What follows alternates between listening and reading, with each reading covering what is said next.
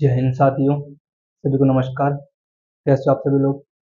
आशा करता हूँ कि सभी स्वस्थ होंगे और अपनी पढ़ाई को लेकर आप लोग बेहतरीन और शानदार प्रयास में उसको जारी रख पा रहे हैं।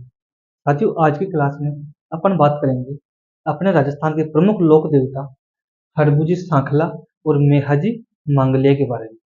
अपन ने पिछली क्लासेज के माध्यम से बात की थी अपने राजस्थान के लोक देवता में से पंच पीरों को लेकर। पंच पीरों में 5 लोक देवता को शामिल किया था और अपन ने बात की थी कौन कौन से पंच पीर हैं जिनमें 5 लोक देवता शामिल हैं। ठीक है। उसके बाद अपन ने 2 लोक देवता कंप्लीट कर लिए थे, एक तो पाबूजी राठौड़ और एक गोगाजी चौहान। आज अपन बात कर रहे हैं 2 लोक देवताओं के बारे में। पहला हड़बुजी सांकला और दूसरा मेहजी मांगलिया। ठीक है। आज 4 कंप्लीट लोक देवता हो जाएंगे। अगला जो 5वां बचेगा वो बचेगा रामदेव जी, उसको अपन नेक्स्ट क्लास में करेंगे। ठीक है। तो आइए शुरुआत करते हैं। सबसे पहले बात करते हैं हरबुजी सांखला के जन्म की। जन्म से ही बात करते हैं क्योंकि कोई ना व्यक्ति अगर जन्म लेगा तो आगे का इतिहास उसके बाद में बनेगा ना, पहले जन्म ही लेगा। तो सबसे पहले बात करें हरबुजी सांखला के जन्म की। इनका जो जन्म है वो होता है कहाँ पे? भूंडेल गांव में। और ये भूंडेल गांव कहाँ पे है? तो ये है नागौर में। ठीक है। कहाँ पे है? नागौर में। और जन्म कब होता है? तो ये होता है 15वीं शताब्दी। कब होता है? 15वीं शताब्दी। ठीक है। फिर बात करते हैं इनके पिताजी की कि इनके पिता का क्या नाम है। तो इनके पिताजी का नाम है मेहाजी सांगला। ठीक है। मेहाजी सांगला। फिर बात करते हैं इनका वाहन क्या होता है। वाहन, तो वाहन होता है सियार। अब अपन ने देखा था पिछले लोक देवताओं में सबके वाहन घोड़े थे या घोड़ी थी। इनका वाहन क्या है? सियार। ठीक है। तो ध्यान रखना किसका वाहन क्या है। ठीक है। बात करते हैं नेक्स्ट, इनके गुरु कौन है। तो इनके गुरु है बालीनाथ जी। कौन है? बालीनाथ। साथियों, एक बात आप यहां से ध्यान रखना, इनके जो पिताजी है ना, मेहाजी सांकला, एक बार क्या होता है कि इनके पिताजी मेहाजी सांकला की डेथ हो जाती है, मृत्यु हो जाती है। तो जैसे ही किसी मतलब बेटे के बाप की मृत्यु हो जाए तो बेटे को सदमा लगता है। ठीक है। बेटा कौन है? हरभुजी सांकला। और बाप कौन है? नेहाजी सांकला। तो बाप की मृत्यु हो जाए तो बेटे को सदमा लगता है, वो सैड सॉन्ग सुनने लग जाता है। ठीक है। हालत बुरी हो जाती है कि कैसे अपना परिवार चलाएंगे, कैसे अपने अपना जो घर गृहस्थी है उसको संभालेंगे, कैसे अपना अपने भविष्य में अपन क्या करेंगे, किस तरह से अपन काम करेंगे, है ना। तो आप जानते हो टेंशन तो हो ही जाती है। तो इनकी डेथ हो जाती है तो ये बिल्कुल सदमे में चले जाते हैं। एक बार ये क्या करते हैं कि किसी पेड़ के नीचे बैठे थे, मतलब छांव में, उस पेड़ की छांव में बैठे थे। वहां से निकल रहे थे कौन? रामदेव जी। ठीक है। रामदेव जी कौन है? रामदेव जी है इनके मौसेरे भाई। ठीक है। मौसेरे भाई कौन है? रामदेव जी। ठीक है। तो उस पेड़ के पास से मतलब कि जो हड़बू सांकला बैठे थे ना उस पेड़ के पास, वहां से निकल रहे थे रामदेव जी। तो रामदेव जी ने पूछा कि हड़बू क्या बात हो गई भाई, कैसे सैड सैड हो रहा है, ऐसे कैसे तू पूरी दिन दुनिया से दुखी हो रहा है, कैसे बात क्या हुई मुझे बता तो सही। तो हड़बू जी ने बताया कि रामदेव, मेरे ऐसी प्रॉब्लम है, मेरे पापा जी की डेथ हो गई, अब मैं क्या करूं, मुझे कुछ समझ में नहीं आ रहा, मैं कहाँ से पढूं, कहाँ से कोचिंग करूं, कैसे मैं मेरा घर परिवार चलाऊं, मैं मतलब कि क्या करूं, कुछ समझ में नहीं आ रहा। तो अब जानते हो जब घर में कोई बड़ा बुजुर्ग बताने वाला नहीं होता ना, तो वो लड़का कुछ करने लायक नहीं रहता। तो रामदेव जी कहते हैं कि भाई देख, मैंने भी अपनी जिंदगी में ना, पहले मैं भी तेरे जैसे था, है ना, कुछ काम वाम नहीं किया करता था, बिल्कुल लापरवाह था। लेकिन मैंने कोचिंग ली थी, उस कोचिंग करने के बाद में मुझे समझ में आया कि मुझे लाइफ में करना क्या है। तो तू एक काम कर, तू कोचिंग ज्वाइन कर ले। तो हरभू जी ने पूछा कि कोई बढ़िया सा कोई गुरु जी बताओ, कोई मास्टर बताओ। तो अब आप ये मत कहना कि सर रोशन जी के पास पढ़ो, या अपना जो यूट्यूब चैनल है रोशन जी की ट्रिक्स के पास पढ़ो। उस टाइम थोड़ी था ये तो अब चला है। उस टाइम कौन थे इनके गुरु? बालीनाथ जी। कौन थे? बालीनाथ जी। तो इस रामदेव जी ने गुरु बालीनाथ जी के बारे में बताया कि मैंने भी बालीनाथ जी से कोचिंग ली है, और तू वहां जाके उनसे बात कर, वो तुझे बताएंगे, तुझे अच्छे ट्रेंड करेंगे, तुझे कोचिंग देंगे, तुझे ज्ञान अच्छे और बुरे को समझाएंगे, तुझे घर परिवार के बारे में बताएंगे, तुझे समाज के बारे में बताएंगे कि तुझे आगे भविष्य में करना क्या है। ठीक है, तो इनके गुरु कौन है? बालीनाथ। बालीनाथ जी ने उनको बताया कि समाज के लिए कुछ ऐसा काम करो, समाज तुम्हें याद रखे, तुम्हें पूजे। तो इस हड़बुज ने एक काम किया। क्या काम किया? कार्य। अपंग गायों के लिए, अपंग गायों के लिए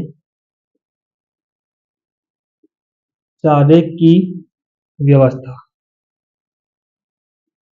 ठीक है, इस लाइन से आप क्या समझोगे? इससे आपको यह समझना है कि हरभुज ने काम स्टार्ट किया। जो भी मतलब आसपास में जो गाय होती है ना, सूनी गाय या कोई बीमार ग्रस्त गाय होती है, उनको सभी को इकट्ठा किया और अपनी एक बैलगाड़ी बनवाई। बैल तो आप जानते हो उस टाइम हुआ करते थे, एक जो लकड़ी की गाड़ी होती है ना, टायर वाली, वो बनवाई, उसको बैलगाड़ी बोलते हैं ना। तो उस बैलगाड़ी को इन्होंने बनवाया और उससे पूरे गांव में चारों तरफ घूमते और गांव वालों से चारा पानी मांग कर लाते। और वो चारा पानी मांग कर लाते थे, वो किसको खिलाते थे? इन अपंग गायों। ठीक है, तो ये आपको ध्यान रखना है। फिर बात करते हैं इनके, हरभुज सांकला है ना, इनके समकालीन कौन सा राजा था? समकालीन। तो इधर जो मारवाड़ क्षेत्र है ना, जोधपुर वाला, है ना, जोधपुर की स्थापना कब हुई? 1459 में। उससे पहले की बात है। मेवाड़ पे किसका अधिकार था? मेवाड़ पे किसका अधिकार था? तो राणा कुंभा का। और राणा कुंभा ने किस पे अधिकार कर रखा था? जोधपुर पे। जोधपुर तो 1459 में बना, लेकिन उससे पहले राजधानी क्या हुआ करती थी? मंडोर। तो राणा कुंभा ने मंडोर पर अपना अधिकार कर रखा था। इधर राव जोधा उस मंडोर को जीतने के लिए जैसे तैसे प्रयास कर रहा था, लेकिन असफल हो गया। असफल हो रहा था, है ना। तो एक बार ये क्या है कि किसी मतलब ऐसे सैड से हो रहा, दुखी हो आके, मतलब किसी जंगल से गुजर रहा था। कौन? राव जोधा। तो उसे एक व्यक्ति मिलता है और वो बताता है कि भाई क्या बात हो गई, कैसे सैड हो रहा है। तो जोधा उसको कहता है कि यार ये प्रॉब्लम है और कुंभा मुझे मंडोर जीतने नहीं दे रहा। तो वो व्यक्ति कहता है कि भाई अपने गांव में एक हड़बूजी नाम का एक व्यक्ति है, तो उसके पास जा और वो तुझे तेरा भविष्य बताएगा, क्योंकि वो हड़बूजी है ना, वो भविष्य देखने में माहिर है। वो अगले का हाथ देख के बता देता है कि तेरे लाइफ में तू मतलब अगले जो तेरे लाइफ है ना, उसमें क्या करेगा, क्या कर सकता है। तो वही बात हुई, गाँव जोधा गया हड़बूजी के पास। हड़बूजी को पूछा कि हड़बूजी आप मुझे बताओ कि मुझे क्या करना चाहिए, मैं कैसे मंडोर को प्राप्त करूं। तो हरभुजी ने उसका हाथ देखा और बताया कि तू भविष्य में और कुछ करे चाहे ना करे, लेकिन मंडोर का राजा बनेगा, ये निश्चित है। तो मंडोर को जीतने का आशीर्वाद और अपनी कटार भेंट करने वाला कौन सा लोक देवता है? हरभुजी सांकला। किसको भेंट की? राव जोधा। तो ये आपको ध्यान रखना है। समकालीन कौन है? राव जोधा। ठीक है, समकालीन हो गए राव जोधा। तो इस राव जोधा को क्या आशीर्वाद दिया हरभुजी सांकला ने? मंडोर विजय का। मंडोर विजय आशीर्वाद। ठीक है, और अपनी कटार भेंट की। ठीक है, कटार भेंट की, तो ये चीज आप ध्यान रखना। अब जब राव जोधा राणा कुंभा से मंडोर छीन लेता है, युद्ध में जीत जाता है, उस मंडोर जीतने की खुशी में राव जोधा ने हरभुजी सांकला को जोधपुर में एक जागीर प्रदान की, बेगटी की जागीर। कौन सी? बेगटी की जागीर। तो ये भी आपको ध्यान रखना है। राव जोधा ने कौन सी जागीर दी? बेगटी की जागीर। कहां पे लिखी? तो यहां से आप ध्यान रखना।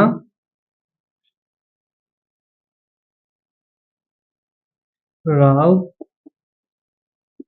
जोधा ने बेगटी की जागीर प्रदान की। ठीक है, तो मंडोर विजय के बाद राव जोधा ने हरभुजी सांकला को बेगटी की जागीर प्रदान की। ठीक है, इस हरभुजी सांकला की डेथ हो जाती है। डेथ आप जानते हो, मृत्यु निश्चित है, प्राकृतिक है। कोई व्यक्ति जन्म लेता है तो मृत्यु भी होएगी, है ना। तो जब हरभुजी सांकला की डेथ हो जाती है, तो इनका मंदिर बनवाते हैं। इनका मंदिर बनवाते हैं, और वो मंदिर कहाँ पे बनवाते हैं? वो बनवाते हैं बेगटी गांव में, जहां पे इनको जागीर प्रदान की थी ना राव जोधा ने, है ना। उसी बेगटी गांव में किसका मंदिर बना हुआ है? हरभुजी सांखला का। ठीक है। और उस मंदिर का अच्छे तरीके से निर्माण कौन करवाते हैं? तो जोधपुर के एक राजा हुए, कौन? अजीत सिंह राठौर। तो अजीत सिंह राठौर उस मंदिर का निर्माण करवाते हैं। ठीक है। और दो चार बातें बता दूं आपको, उसके पुजारी कौन होते हैं? इस मंदिर के पुजारी कौन हुआ करते हैं? तो सांखला राजपूत इसके पुजारी हुआ करते हैं। ठीक है। ध्यान रखना, पुजारी।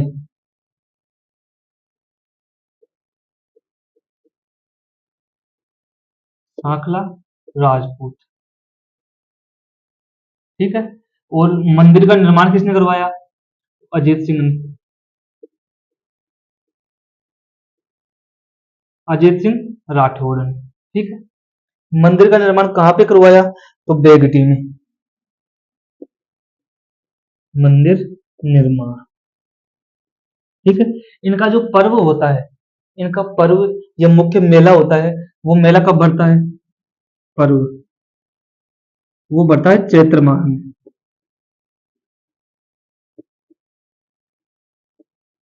कब बढ़ता है? चैत्र माह है। ठीक है। और इनके दो चार उपनाम भी है, दो उपनाम। एक तो इनको कहते हैं शकुन शास्त्र, यानी शास्त्रों का ज्ञाता। एक इनको कहते हैं वचन सिद्ध पुरुष, यानी कि वचनों का पक्का। ठीक है। तो मैंने बताया हरभुजी सांकला के बारे में क्या कहानी है, क्या स्टोरी है। जब हरभुजी सांकला की मृत्यु हो जाती है तो इनको जला दिया जाता है। जलाने के बाद जब गांव वालों को पता लगता है कि यार ये अपंग गायों के लिए चारा वारा लाया करते थे, उनकी सेवा किया करते थे, तो इनको पूजना चाहिए, इनको पूजना चाहिए। तो अब व्यक्ति तो मर गया, पूजे किसको? तो हरभुजी सांकला की जो बैलगाड़ी थी ना, बैलगाड़ी में बैल और गाड़ी अलग अलग हुआ करती है। तो बैल तो मर जाते हैं, जैसे इंसान मरता है वैसे बैल भी मरेंगे, लेकिन वो गाड़ी जीवित रहती है। गाड़ी लकड़ी की बनी हुई थी, तो वो कहाँ जाएगी? उस बैलगाड़ी की पूजा की जाती है। बैलगाड़ी की पूजा।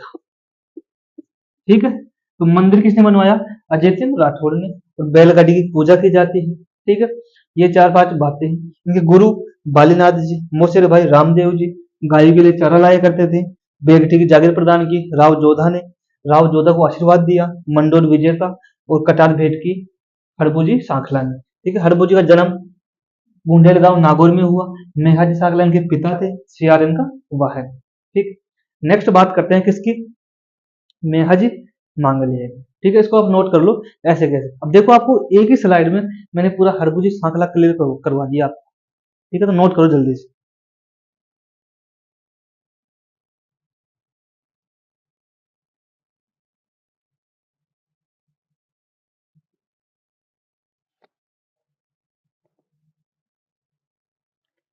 कर लिया नोट सभी ने? जल्दी से करो।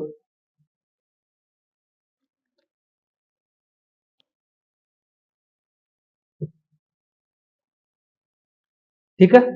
अब बात करेंगे अपन मेहाजी मांगलिया के बारे में। किसी ने नोट नहीं किया तो वो कृपया स्क्रीनशॉट ले लो, क्योंकि इतना टाइम नहीं है अपने पास। या फिर वीडियो को रोक करके आप लिख सकते हो। ठीक है। अभी आपको पता है हाल ही में एक दुर्घटना हुई है पहलगांव में, पता है क्या? सुना है ना? सभी ने सुना होगा पहलगांव की स्टोरी, कि अपने जो साथी थे 25, अपने जो भाई थे, उनको बहुत बुरी तरीके से बेरहमी से मार दिया गया है, उनको मौत के घाट उतार दिया गया है। ठीक है। तो उन आतंकवादियों को हमारे जो माननीय प्रधानमंत्री मोदी जी हैं, उन्होंने ऐसा सबक सिखा रहे हैं कि उसके लिए एक ऑपरेशन चालू किया है सिंदूर। और उस सिंदूर ऑपरेशन की वजह से इतना भयंकर पाकिस्तान की तबाही कर रहे हैं मोदी जी, कि मोदी जी के लिए कुछ तो तालियां होनी चाहिए, है ना? एक बार क्या हुआ था कि, एक बार की बात है, बहुत पुराने समय की बात है। आपको मैं दो चीज बता दूं। पुराने समय की बात है, एक बार अमेरिका के, अपना जो यूएसए है ना, यूएसए संयुक्त राष्ट्र अमेरिका, अमेरिका के राष्ट्रपति अपने प्रधानमंत्री को कॉल करते हैं। उस टाइम प्रधानमंत्री थे अटल बिहारी वाजपेयी। तो अमेरिका के राष्ट्रपति अटल बिहारी वाजपेयी को कॉल करते हैं और कहते हैं कि पाकिस्तान के मुशर्रफ कह रहे हैं कि हम भारत पर परमाणु आक्रमण करेंगे। पाकिस्तान के मुशर्रफ कह रहे हैं कि हम भारत पर परमाणु आक्रमण करेंगे। तो उसको रिप्लाई क्या मिलता है? अटल बिहारी वाजपेयी के द्वारा। अटल बिहारी वाजपेयी कहते हैं कि मैं 25% भारत कुर्बान करने के लिए तैयार हूं, क्योंकि वो परमाणु आक्रमण करेंगे तो 25% भारत नष्ट होगा, मुझे पता है। मैं 25% भारत कम जो बर्बाद करने के लिए तैयार हूँ, लेकिन मैं आपको यह आश्वासन देता हूँ कि अगले सूर्य सुबह जब सूर्य उदय होगा तो पाकिस्तान है ना, वो कल सुबह का सूर्योदय नहीं देख पाएगा। यानी कि मैं आपको यह आश्वासन देता हूँ कि मैं 25% भारत कुर्बान करने के लिए तैयार हूँ, लेकिन मैं आपको यह आश्वासन देता हूँ कि पाकिस्तान कल सुबह का सूर्योदय नहीं देख पाएगा। तो लोहे जैसा सीना रखने वाले हमारे अटल बिहारी वाजपेयी के जैसे ही प्रधानमंत्री कौन है? नरेंद्र मोदी, जो अटल फैसले ले। ठीक है, तो अपन बात कर रहे थे मेहदी मांगलिया की। मेहदी मांगलिया की चार पांच बातें हैं छोटे छोटी, वो आप ध्यान रखना।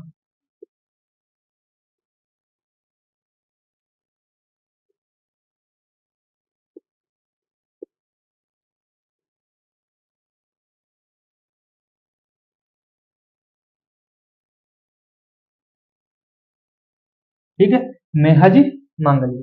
मेहदी मांगलिया का सबसे पहले तो बात करें वही जन्म की, जीवन परिचय की। इनका जन्म जो जीवन परिचय है, जन्म है वो कहाँ पे हुआ? इनके जन्म की बात करें तो वो हुआ बापिणी गांव में। बापिणी गांव में। और ये बापिणी गांव है जो कहाँ पड़ता है? ये पड़ता है जोधपुर में। कहाँ पड़ता है? जोधपुर में। और इनका जन्म कब हुआ? तो वो हुआ 13वीं शताब्दी में। ठीक है, कब हुआ? 13वीं शताब्दी में।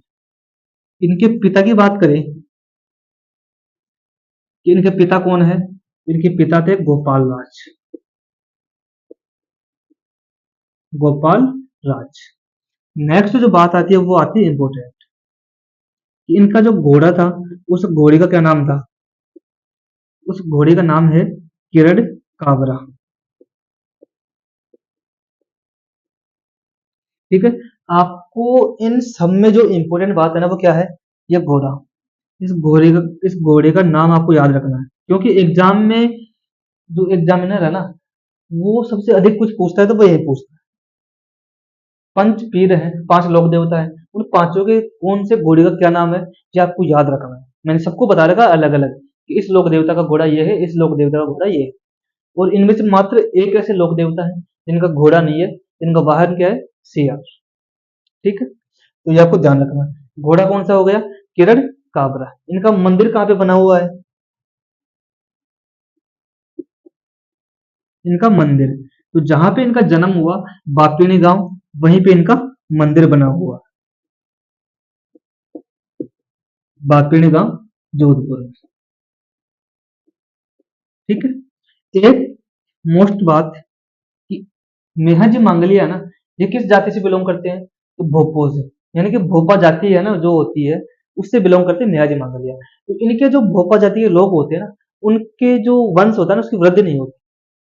क्यों नहीं होती? ये कोई बहुत पुरानी बात है। किसी शराब के कारण ऐसा हुआ था कि इनके जो वंश होता है ना, उसकी वृद्धि नहीं होती। इनका कोई भी बच्चा मतलब लड़की या जो लड़का होता है ना, वो जन्म लेता है तो वो या तो मर जाता है या फिर जन्म नहीं लेता। ठीक है, तो इनके वंश जो है ना वो आगे नहीं बढ़ पाता। उस वंश को बढ़ाने के लिए ये क्या करते हैं? ये किसी आस पड़ोस के या फैमिली वालों के, या जो भी रिलेशन में हो उनसे, या गांव वालों के, या कहीं दूर से ये बच्चा गोद लेते हैं, तो उससे अपना वंश वृद्धि करते हैं, वंश को आगे चलाते हैं। ठीक है, तो ये आपको ध्यान रखना है कि भोपो की वंश वृद्धि नहीं, वंश वृद्धि नहीं होती। ठीक है, ये मोस्टली बात है। अब एक मैं आपको बताऊं, मेहदी मांगलिया है ना, अपने राजस्थान में एक रियासत है जैसलमेर। अपने राजस्थान में एक रियासत थी जैसलमेर, और जैसलमेर के एक राजा हुआ करते थे, रांगण देव।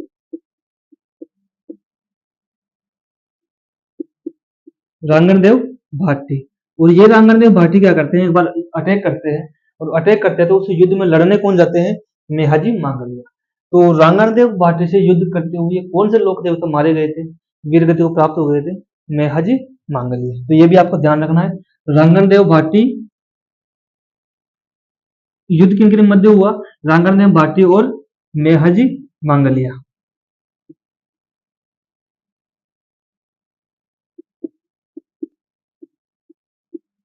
ठीक है, तो मेहाजी मांगलिया क्या करते हैं, वीर गति को प्राप्त।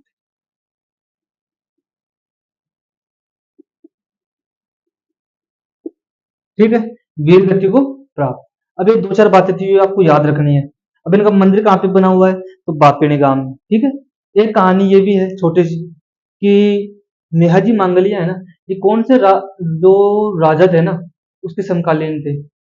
जैसे पिछले मैंने बताया हड़बूजी, हड़बूजी किसके समकालीन थे, राव जोधा के। राव जोधा को मंडोर विजय का आशीर्वाद दिया, कटार भेंट की। ठीक है, तो ये किसके समकालीन है, तो ये समकालीन है किसके, राव चुंडा के। ठीक है, तो राव चुंडा कहाँ के थे, तो ये वही मारवाड़ के, मारवाड़ या जोधपुर के। ठीक है, जोधपुर राज्य की स्थापना कब हुई थी, 1459 में। ठीक है, 1459 से पहले जोधपुर राज्य की स्थापना हुई। जोधपुर की जो राजधानी बनी वो बनी मेहरानगढ़। लेकिन उससे पहले वहां पर राजधानी क्या हुआ करती थी, तो वो हुआ करती थी मंडोर। और इस मंडोर पे किसका अधिकार था, तो वो अधिकार था राणा कुंभा का। मेवाड़ का जो राजा था ना राणा कुंभा, उसका अधिकार। ठीक है, तो ये कहानी बनती है। मैंने बता दिया आपको कि रंगनदेव भाटी से युद्ध करते हुए कौन मारे गए, मेहाजी मांगलिया। इनके क्या, जो इनका जीवन परिचय है वो किस प्रकार से। ठीक है, तो बढ़ते हैं नेक्स्ट, और मिलेंगे अपना जो लास्ट लोक देवता बच गया एक पंचपीरों में, कौन सा, बाबा रामदेव जी। ठीक है, तो रामदेव जी की बात अपन करेंगे नेक्स्ट क्लास में। तब तक के लिए आप पढ़ते रहिए और मस्त रहिए। और और तो क्या, बस पढ़ते रहिए। ठीक है, जय हिंद, जय भारत। आपको मैं एक चीज बताऊं छोटी सी, कि आप ये कहोगे ना कि सर मैं कहानियां सुनाऊं, कहानियां मैं आपको सुना सकता हूँ। हरभू जी की कहानियां मेरे पास इतनी है कि आप बोर हो जाओगे सुनते सुनते। मेहा जी की कहानी इतनी है कि कई घंटों लग जाएंगे सुनाने में। लेकिन उन कहानी से अपने को कोई मतलब नहीं है, क्योंकि कहानियां सुनने से अपने नौकरी नहीं मिलेगी। अपने को नौकरी कैसे मिलेगी, ये पढ़ने से। ठीक है, तो अपने को मेन मेन जो फैक्ट है ना वही याद करने हैं। आज की क्लास में मैंने जो फैक्ट बताए ना वो एनसीईआरटी से उठाए गए। कहाँ से उठाए गए हैं, एनसीईआरटी से। ठीक है, तो कहानियां ना बताते हुए आप ध्यान किसकी तरफ दोगे, इन मैन मेन फैक्ट है ना उनकी तरफ। ठीक है, जहां से अपने को क्वेश्चन बनने की संभावना रहती है। ठीक है, तो जय हिंद, जय भारत।